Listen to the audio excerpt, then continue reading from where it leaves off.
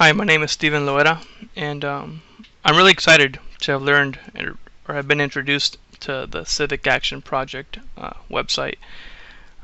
This has really been a theme that we've been discussing in our classes previously, even in 476, talking about how do we engage students or how do we hook them in. Especially with social studies, we see a lot of times students complaining that history is boring, that it's not relevant to them, and my big push has always been sometimes it's not so much the content, while that is important. We learn certain skills in social studies that we take with us in the future. Compare and contrasting, so when you're buying a car, you kind of know how to use that strategy. Looking at items from perspective, so when you see an advertisement, you can kind of think about the perspective. Those are all things you learn in history, I think, at least in good history classes. But in terms of content, something like a Civic Action Project, I'm really excited about, because this is a great bridge to build between student and teacher in order to engage the student. Usually we have that cliche or the relevant subject.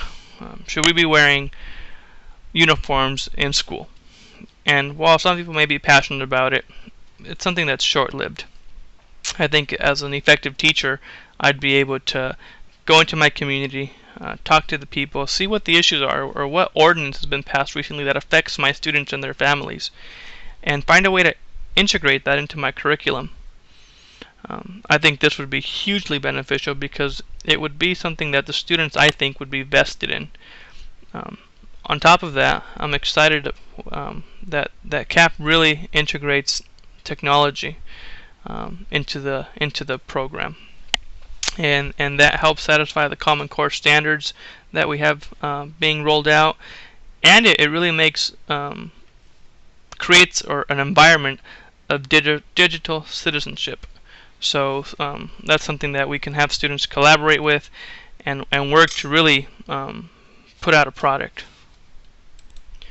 So something that I'm kind of weary about, and something that Arturo Molina kind of addressed in his YouTube video, is time restraints. One,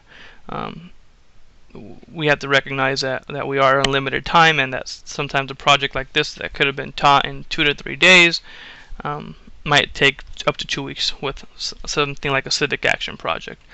But I think this is kind of like a culminating project, and I like that idea because, again, the student is not going to learn something just on the superficial.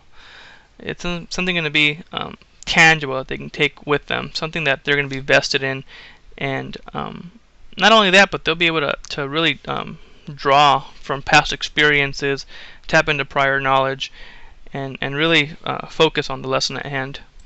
Another concern was the idea of dealing with, if each class has 4 to 5 groups, conservative estimate, and I'm teaching 4 to 5 classes, that's at least 20 groups I have to keep an eye out and make sure that they're all on task.